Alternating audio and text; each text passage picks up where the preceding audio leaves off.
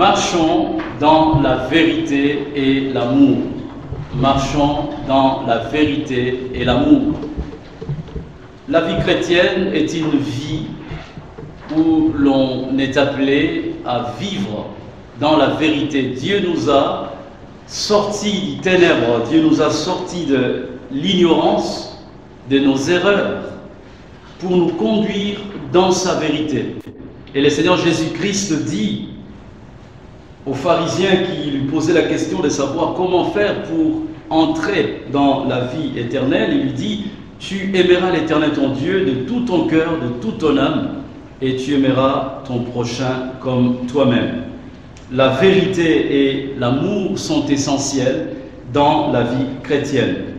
Je vous invite à lire avec moi dans la deuxième épître de Jean, dans 2 Jean. C'est le seul chapitre qu'il y a. Nous allons tout lire. 2 Jean, le verset 1 à 13. De la part de l'Ancien, à la dame qui a été choisie et à ses enfants que j'aime dans la vérité.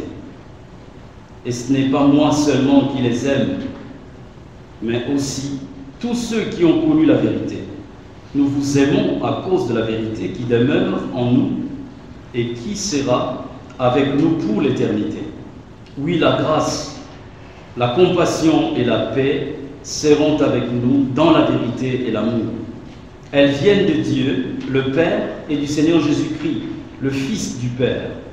J'ai éprouvé une très grande joie à rencontrer quelques-uns de tes enfants qui marchent dans la vérité, conformément au commandement que nous avons reçu du Père. Et maintenant, voici ce que je te demande, chère dame, c'est que nous nous aimions les uns les autres. Ce n'est pas un commandement nouveau que je décris, mais celui que nous avons reçu dès le commencement. Or, l'amour consiste à vivre conformément à ses commandements. Tel est le commandement dans lequel vous devez marcher, comme vous l'avez appris depuis le début. En effet, de nombreux imposteurs sont venus dans le monde. Ils ne reconnaissent pas que Jésus est le Messie, venu en homme. Voilà ce qui caractérise l'imposteur et l'antichrist. Faites attention à vous-même, ainsi nous ne perdrons pas le fruit de notre travail, mais recevrons une pleine récompense. Quiconque s'écarte de ce chemin et ne demeure pas dans l'enseignement de Christ n'a pas Dieu. Celui qui demeure dans l'enseignement de Christ a le Père et le Fils. Si quelqu'un vient chez vous et n'apporte pas cet enseignement, ne le prenez pas chez vous et ne le saluez pas, car celui qui le salue s'associe à ses mauvaises œuvres. J'ai beaucoup de choses à vous écrire, mais je n'ai pas voulu le faire avec le papier et l'encre. J'espère venir chez vous et vous parler de vive voix, afin que notre joie soit complète. Les enfants de ta sœur, choisis, elle aussi, te saluent. L'auteur de cette petite épître, c'est Jean. Jean, l'un des apôtres de Jésus, celui que le Seigneur Jésus aimait, celui qui mettait sa tête sur la poitrine du Sauveur, le Seigneur Jésus. Jean, contrairement à sa première épître, où il ne s'est pas présenté, ici Jean se présente comme étant l'ancien, c'est-à-dire, en d'autres termes, l'évêque, ou encore les surveillants, un dirigeant d'église. C'est aussi le cas, quand il se présente comme ancien, c'est aussi le cas d'un vieillard, celui qui est avancé en âge. Il faut souligner que, à l'époque où Jean écrit cette épître, il se trouve qu'il serait le dernier parmi les apôtres, les derniers apôtres encore en vie. Est-ce la raison pour laquelle il se présente comme l'ancien? Jean écrit à une église, qu'il nomme ici la dame. On sait qu'il s'agit d'une église parce que en grec, le mot qui est employé, c'est Kyria. Kyria est le féminin de Kyrios. Kyrios, c'est le Seigneur, et Kyria, c'est le féminin du Seigneur, c'est-à-dire l'épouse du Seigneur.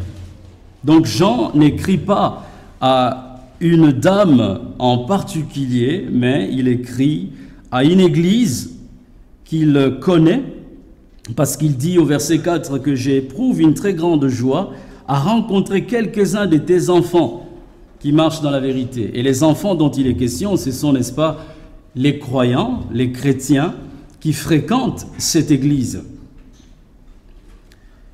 L'église est, n'est-ce pas, l'épouse du Seigneur Jésus.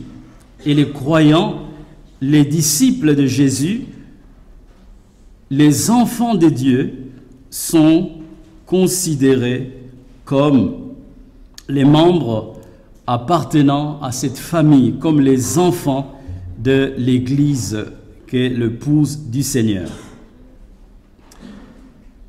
En lisant cette lettre, on remarque, comme c'est l'habitude, n'est-ce pas, dans toutes les lettres normales, il y a 3 parties dans cette lettre. Il y a d'abord une partie introductive, ou une partie où Jean se présente et il dit quelques mots de salutation. Il y a aussi la deuxième partie qui est le corps de la lettre où Jean va mettre en évidence la doctrine qu'il veut enseigner, qu'il veut transmettre à cette église. Et il y a aussi la troisième partie qui est une salutation fraternelle à l'église. Regardons tout d'abord la première partie de cette lettre, la partie introductive. Dans cette partie introductive, en lisant, je suis frappé par un mot qui revient 5 fois. Si vous faites une lecture attentive, cela saute à l'œil, n'est-ce pas? Et ce mot qui revient 5 fois, c'est la vérité. Et ces mots se déclinent de 5 manières différentes. Tout d'abord, au verset 1, Jean dit « à ces enfants que j'aime dans la vérité ». Deuxièmement, ceux qui ont connu la vérité. Le verset 2, la deuxième partie. Le verset 1, pardon, la deuxième partie. Le verset 2, la première partie, Jean dit « nous vous aimons à cause de la vérité ».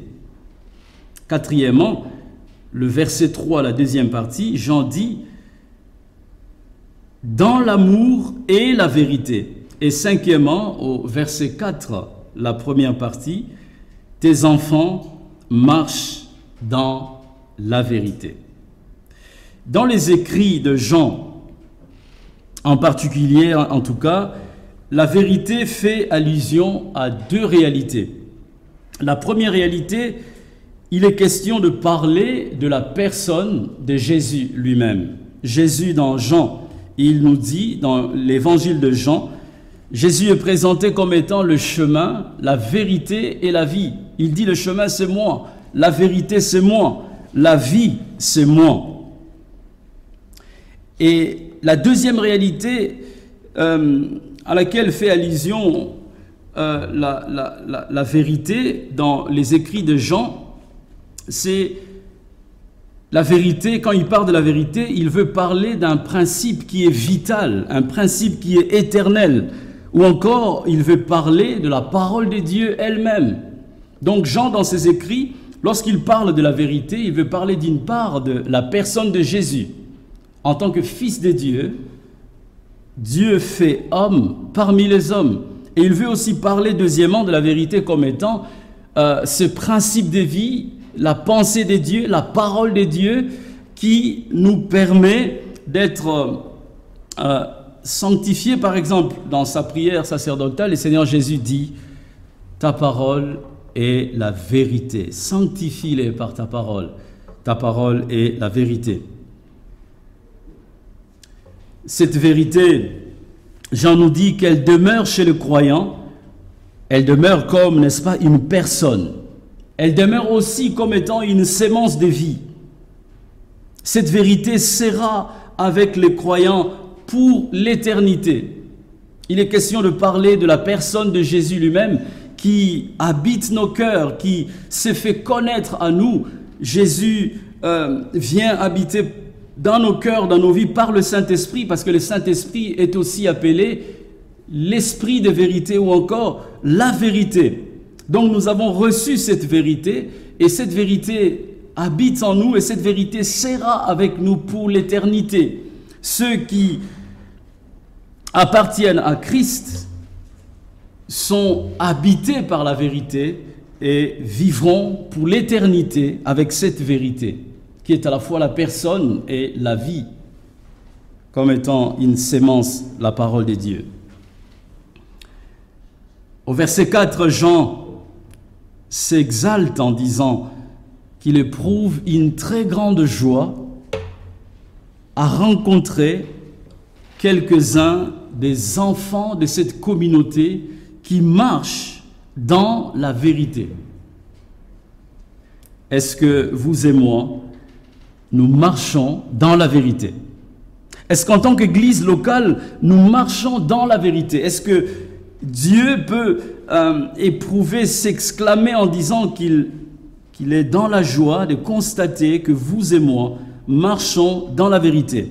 En tout cas, Jean, en tant que l'ancien, en tant que l'évêque, en tant que les surveillants de l'Église, en tant que les dirigeants de l'Église, c'est lui qui a aussi fondé pas mal d'églises, c'est lui qui était un des apôtres du Seigneur, c'est lui qui avait la charge de transmettre la connaissance, la doctrine de la parole de Dieu, éprouve une très grande joie parce qu'il a rencontré quelques-uns des enfants de cette dame, des enfants de cette communauté qui marchent dans la vérité. Alors, marcher dans la vérité signifie tout d'abord le fait de marcher dans l'amour. L'amour qui est le commandement reçu du Père. Ce commandement est d'abord, comme Jean le dit dans 1 Jean chapitre 3, le verset 23, ce commandement, c'est que nous puissions croire au nom du Seigneur Jésus, le Fils de Dieu, et que nous puissions nous aimer les uns les autres. Ensuite, dans 1 Jean chapitre 4, le verset 21, il est écrit, si quelqu'un dit « j'aime Dieu », alors qu'il déteste son frère, c'est un menteur. En effet, si quelqu'un n'aime pas son frère qu'il voit, comment peut-il aimer Dieu qu'il ne voit pas? Or, voici le commandement que nous avons reçu de lui. Celui qui aime Dieu doit aussi aimer son frère. Marcher dans la vérité, c'est marcher dans l'amour. L'amour consiste à croire tout d'abord que Jésus est le Fils de Dieu. L'amour consiste à aimer Dieu et à aimer aussi son prochain. Si l'on dit que l'on croit en Dieu, on aime Dieu et on déteste son prochain, on ne marche pas dans la vérité, on ne marche pas dans l'amour véritable. Marcher dans la vérité signifie tout d'abord marcher dans l'amour qui est le commandement reçu du Père. Marcher dans la vérité signifie aussi le fait de demeurer dans l'enseignement de Christ. Demeurer dans l'enseignement de Christ. Celui qui demeure dans l'enseignement de Christ marche dans la vérité. Il ne s'écarte pas de la vérité, parce que l'enseignement de Jésus est la vérité, parce que Jésus lui-même est la vérité. Et pour marcher dans la vérité, qui est la parole de Dieu, il faut au préalable avoir connu la vérité. Cette vérité qu'est le Seigneur Jésus lui-même. On ne peut pas marcher dans l'amour, dans la vérité, si nous n'avions pas connu la vérité. Il faut avoir une relation avec la vérité. Il faut avoir une relation avec le Seigneur Jésus. Il faut avoir une intimité avec Jésus pour pouvoir par la suite marcher selon son enseignement. Il est impossible de marcher dans l'enseignement de Jésus si nous n'avons pas connu qui est Jésus au préalable. Jésus est la vérité. Nous devrions le connaître pour pouvoir marcher dans la vérité. Au verset 2, la Bible, Jean nous dit, la fin du verset 1, « Et ce n'est pas moi seulement qui les aime, mais aussi tous ceux qui ont connu la vérité. » Ceux qui sont en relation avec la vérité en tant qu'une personne aiment les enfants de Dieu. Si nous connaissons la vérité, si nous sommes en relation avec la vérité, alors nous pouvons marcher dans la vérité qui est la parole de Dieu, qui est le principe de vie qui demeure éternellement, la vérité qui est la sémence de Dieu, la sémence de vie. Tous ceux qui ont connu la vérité marchent dans la vérité. Les enfants de Dieu, les disciples de Jésus-Christ, peuvent marcher dans la vérité parce qu'ils ont connu la vérité. Tu as besoin de connaître la vérité pour marcher dans la vérité. Alors la question c'est de savoir, est-ce que tu as déjà connu la vérité? Est-ce que tu es dans une relation avec Jésus? Est-ce que Jésus est en relation avec toi? Est-ce que tu marches? Est-ce que tu marches avec lui? Pour marcher avec lui, il faut le connaître. Nous avons besoin de connaître Jésus, la vérité. Nous avons besoin de marcher dans sa vérité. Ceux qui ne connaissent pas Jésus-Christ marchent dans le mensonge. Ils sont aveuglés par l'erreur, par l'esprit de l'erreur. C'est l'exemple typique dans cette lettre, c'est l'exemple des imposteurs, de faux docteurs qui prétendent connaître la vérité, mais qui en réalité ne connaissent pas la vérité, parce qu'ils nient que Jésus soit le Messie, parce qu'ils nient que Jésus soit pleinement homme. Or, tous ceux qui ont connu la vérité témoignent que Jésus est le Fils de Dieu. Ils aiment Dieu, ils aiment le Christ, et ils aiment tous ceux qui appartiennent à Jésus.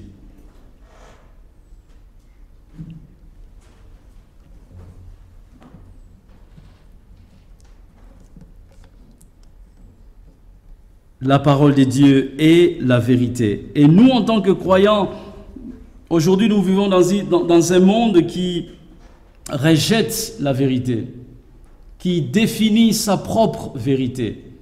On ne veut plus accepter qu'il puisse exister une vérité absolue, qui est la parole de Dieu. La vérité devient relative. Chacun a sa propre définition de la vérité. Nous vivons dans un monde qui est chamboulé. Mais au milieu de ce monde chamboulé, bouleversé, le croyant a besoin de marcher dans la vérité. La vérité nous sert comme ce phare dans la nuit qui nous éclaire dans les ténèbres dans lesquelles nous sommes, les ténèbres de ce monde qui confond l'erreur à la vérité, qui confond le mensonge à la vérité. Aujourd'hui, le monde appelle bien ce qui est mal. Aujourd'hui, dans le monde, on est content. On se réjouit de célébrer les mariages entre hommes et hommes, entre femmes et femmes. Un frère de notre église m'a envoyé un article qui montre que dans une église unie, une église protestante unie de France, on a célébré le mariage de 2 futurs candidates pasteurs, 2 femmes alors. Si le monde peut être confondu, si le monde peut se réjouir de ces choses, si le monde peut brandir cette réalité selon laquelle les hommes, 2 hommes peuvent se marier, 2 femmes peuvent se marier, il n'y a pas de problème. L'Église ne doit pas aller dans ce sens. C'est triste de savoir que ce mariage a été célébré dans une église, quelle qu'elle soit libérale ou autre. On ne peut pas accepter ces genres de choses. On s'écarte de la vérité de la parole de Dieu qui nous dit que le mariage est une institution qui vient de Dieu, et cette institution, le Seigneur l'a fondée. Le Seigneur, dans cette institution, voudrait que l'homme se marie avec une femme et non pas le contraire. Le monde s'est écarté de cette vérité de la parole de Dieu, et c'est triste de savoir que dans l'entité qu'on appelle Église, qui est censée être la maison de la vérité, l'appui et la colonne de la vérité, l'on puisse admettre ces abominations. Chers amis, je suis de plus en plus convaincu que le Seigneur n'est pas loin à revenir. La Bible nous dit, lorsque vous allez voir l'abomination s'installer, c'est que le jour du Seigneur n'est pas proche, n'est pas loin, pardon. Et aujourd'hui, si le mariage entre les personnes du même sexe peut être célébré dans l'église, c'est l'abomination qui s'invite dans la chair, où on est censé prêcher la vérité, on est censé brandir la parole de Dieu comme étant la seule vérité qui existe.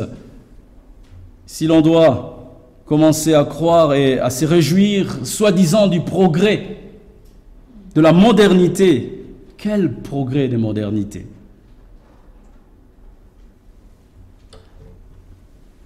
Nous qui avons connu la vérité, chers amis, marchons fermement dans la vérité, quoi qu'il en coûte. Le monde va de mal en pis, de plus en plus nous serons confrontés à des choses abominables. Et nous ne devrions pas nous taire lorsque la vérité est bafouée. Nous ne devrions pas renier la vérité de la parole de Dieu au profit de garder notre vie.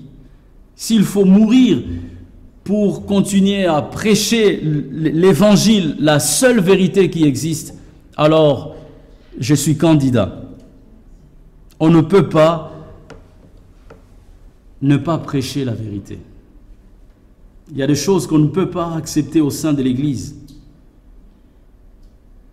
Jean, l'apôtre, éprouve une très grande joie que les enfants de l'Église marchent dans la vérité qui est conforme au commandement que nous avons reçu du Père.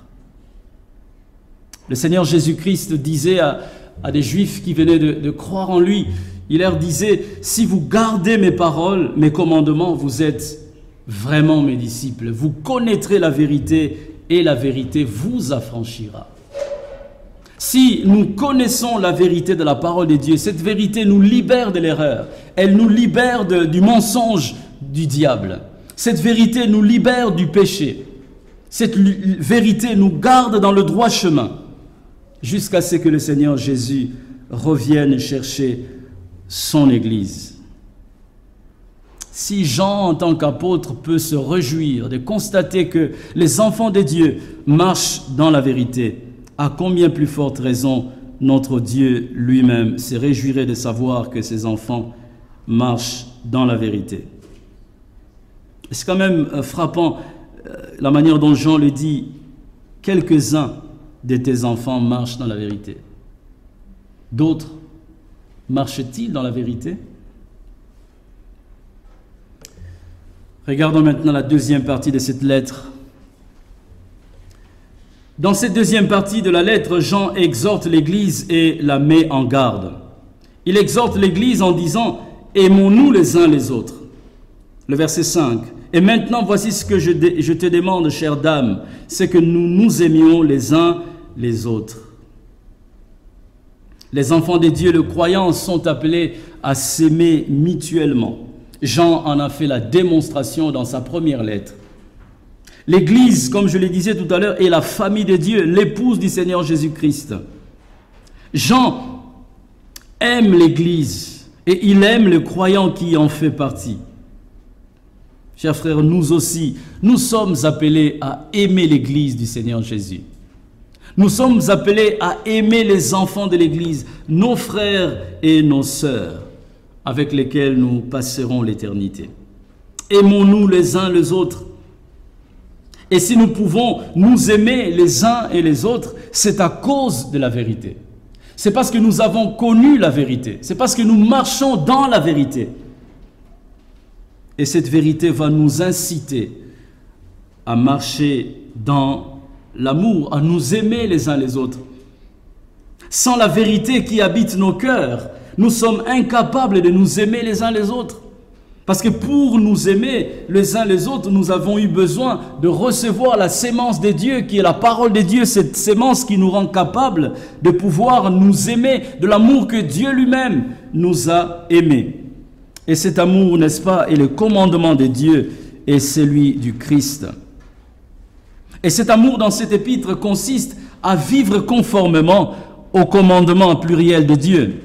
Celui qui aime Dieu doit garder ses commandements, sinon il n'a pas connu Dieu.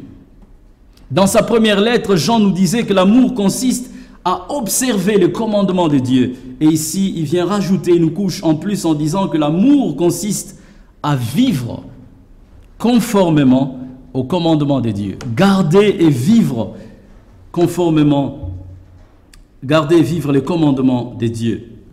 Et la raison pour laquelle Jean exhorte les vrais croyants à s'aimer, c'est pour se distinguer de faux croyants, les imposteurs. Ces imposteurs n'aiment pas l'Église de Dieu. Ils n'aiment pas le Seigneur, ils n'aiment pas les enfants de Dieu. Ils ne marchent pas dans la vérité parce qu'ils n'ont pas connu la vérité. Jean voudrait que les enfants de Dieu se distinguent de faux, de prétendants, de faux prophètes, de prétendants enfants de Dieu qui, eux, n'ont pas connu l'amour, qui, eux, ne marchent pas dans l'amour. Jean voudrait que nous soyons différents de ceux qui se disent enfants de Dieu, mais qui en réalité n'ont jamais été connus de Dieu. Et ce qui va nous différencier de ceux-là, c'est notre façon de nous aimer les uns les autres. Ces imposteurs et ces faux prophètes ne vivent pas en conformité au commandement de Dieu. Le commandement de Dieu qui consiste à croire que Jésus est le Fils de Dieu. Le commandement de Dieu qui consiste à aimer Dieu et à aimer son prochain. Ces imposteurs rejettent l'idée selon laquelle, ou la vérité selon laquelle Jésus est le Messie, le Sauveur, celui que Dieu a choisi, celui que Dieu a oint, celui que Dieu a établi, a qualifié pour être le Sauveur de son peuple. Ils rejettent la vérité selon laquelle Jésus est pleinement homme, celui qui est venu en chair, en homme, celui qui a revêtu l'humanité pécheresse pour nous conduire dans la nouvelle humanité à venir par sa mort sur la croix. Ces imposteurs sont anti-Christ. Leur enseignement est basé sur l'erreur. Ils ne se tiennent pas dans la vérité comme Satan. Ils sont comme descendants du diable, parce que le diable lui-même ne se tient pas dans la vérité. Il est le père du mensonge. Et les imposteurs, ceux qui nient le Christ, ne se tiennent pas non plus dans la vérité. Ils sont dans l'erreur. Ils enseignent l'erreur. Jean exhorte l'Église à s'aimer. Et Jean met aussi l'Église en garde. Il dit, faites attention à vous-même. Les raisons pour lesquelles Jean invite l'Église à faire attention, le croyant à faire attention à eux-mêmes, sont les suivantes. Tout d'abord, Jean met en garde les croyants pour qu'ils ne s'écartent pas du chemin qu'est Christ.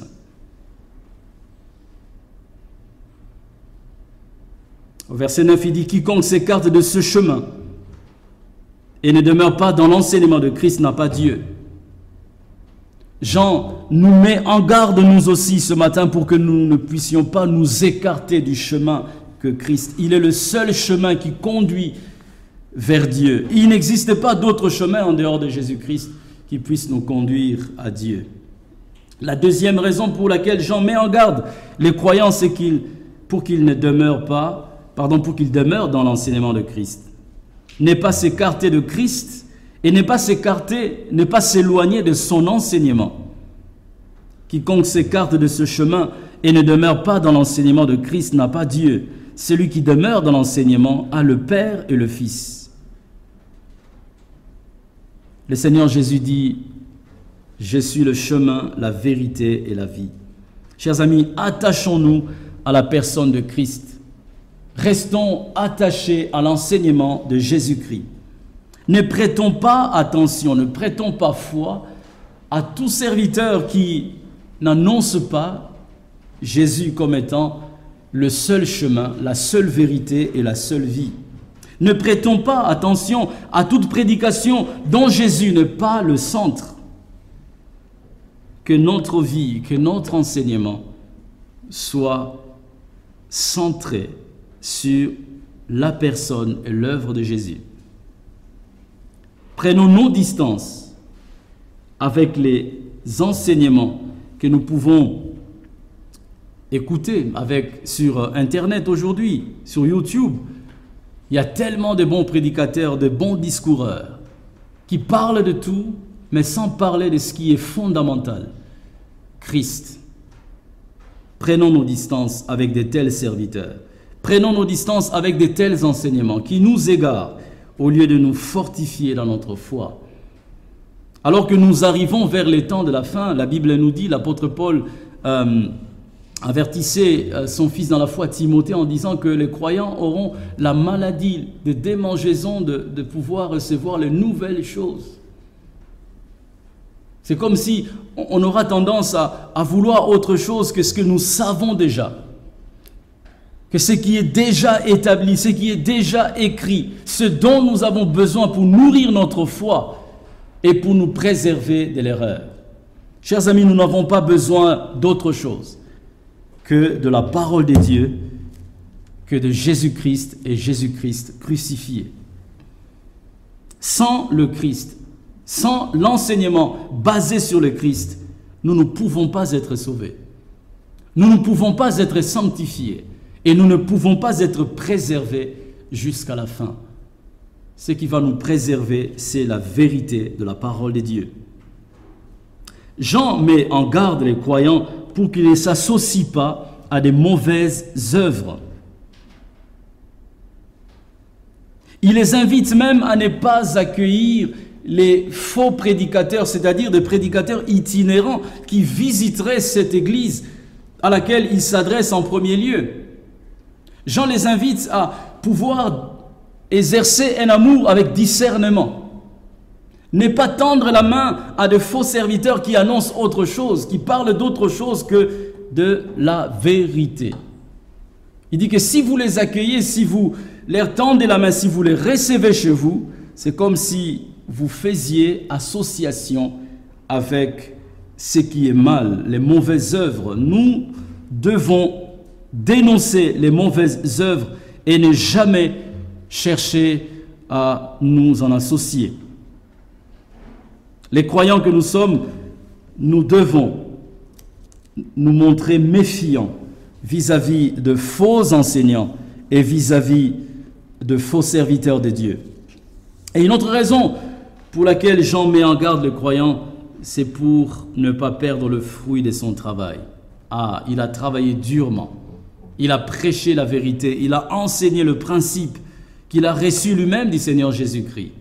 Et Jean voudrait que ces principes continuent à être transmis de génération en génération. Jean ne voudrait pas qu'il ait travaillé en vain si et seulement si un de croyants se serait détourné de cette vérité de l'évangile qu'il a bâti, qu'il a proclamé lui-même.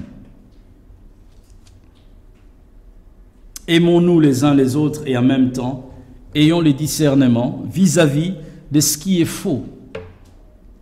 N'aimons pas aveuglément. D'ailleurs, l'amour n'est pas aveugle. L'amour doit avoir les yeux pour discerner ce qui n'est pas bien, ce qui ne fonctionne pas. L'amour ne devrait pas s'associer avec ce qui est mal. Terminons avec la troisième partie de la lettre. Dans la troisième partie de cette lettre, Jean illustre l'amour dont il vient de parler. Il illustre l'amour par le fait de vouloir rendre visite à la dame et à ses enfants.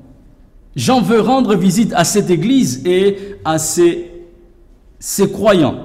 Au verset 12, Jean dit « J'ai beaucoup de choses à vous écrire, mais je n'ai pas voulu le faire avec le papier et l'encre, j'espère venir chez vous et vous parler de vive voix, afin que votre joie soit complète.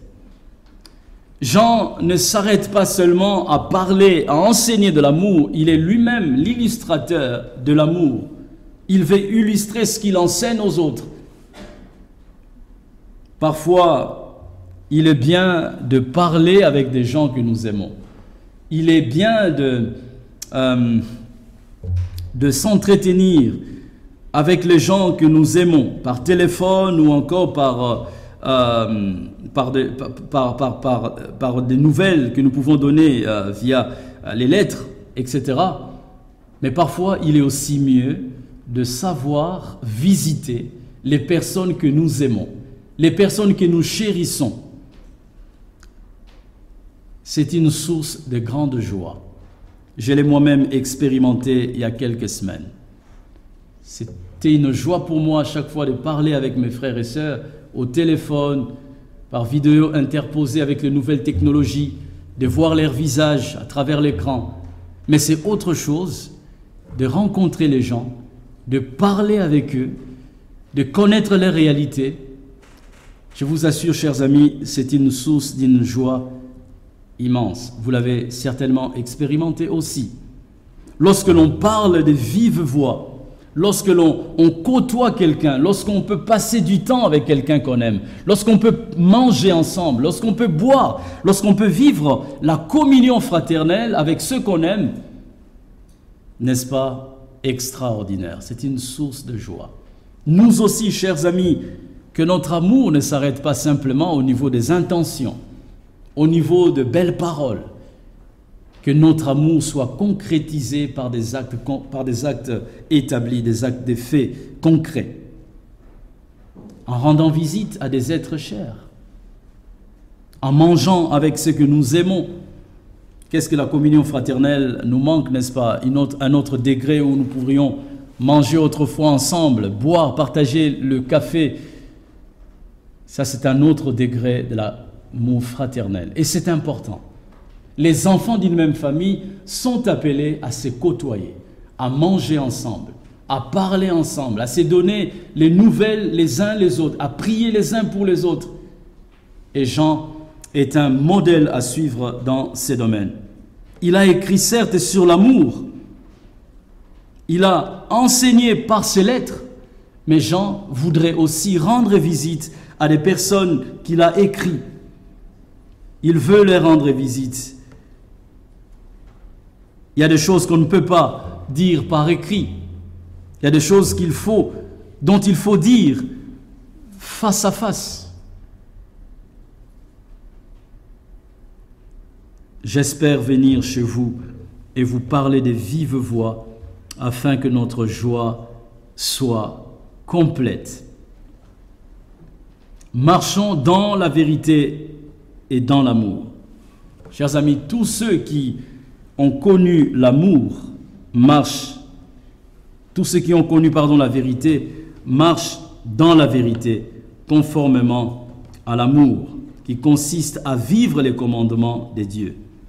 En revanche, les faux prophètes, les imposteurs, eux marchent dans l'erreur en ne reconnaissant pas que Jésus est le Messie venu en homme. Et toi et moi, comment marcherons-nous tout au long de cette semaine, tout au long des mois à venir, tout au long des années à venir?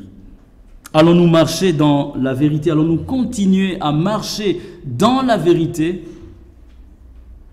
Ou bien nous avons d'autres options en tête? Ce qui est évident, c'est que si nous avons connu la vérité, nous allons marcher dans la vérité et dans l'amour. Prions ensemble, les Seigneurs. Notre Père, notre Dieu, nous te rendons grâce. Toi, le Dieu qui est vérité et amour. Seigneur, tu nous appelles à marcher dans la vérité et dans l'amour. Merci parce que tu nous as connus dès avant la fondation du monde et nous avons connu la vérité. Le Christ s'est révélé à nous. Il nous a permis de te connaître, toi le seul vrai Dieu, et celui que tu as envoyé. Seigneur, nous te prions de nous aider, mes frères et moi-même, à marcher dans la vérité, à marcher dans l'amour, tout au long de la semaine, tout au long de mois à venir. Seigneur, nous voulons que tu sois dans la joie de nous voir marcher dans la vérité. Nous voulons que le Seigneur Jésus-Christ éprouve, comme l'a éprouvé l'apôtre Jean, éprouve à notre égard une très grande joie de constater que nous marchons dans son enseignement. Nous restons attachés, ancrés dans la vérité qu'il est lui-même et qu'il nous a enseignée par les apôtres. Seigneur, merci encore de bénir cette parole et que cette parole puisse nous sanctifier et nous garder dans le droit chemin, alors que nous vivons dans un monde qui ne vit pas, qui ne marche pas dans la vérité. Aide-nous, Seigneur, à être éclairés par ta parole pour pouvoir marcher dans la vérité. Au nom du Seigneur Jésus, nous t'avons ainsi prié. Amen.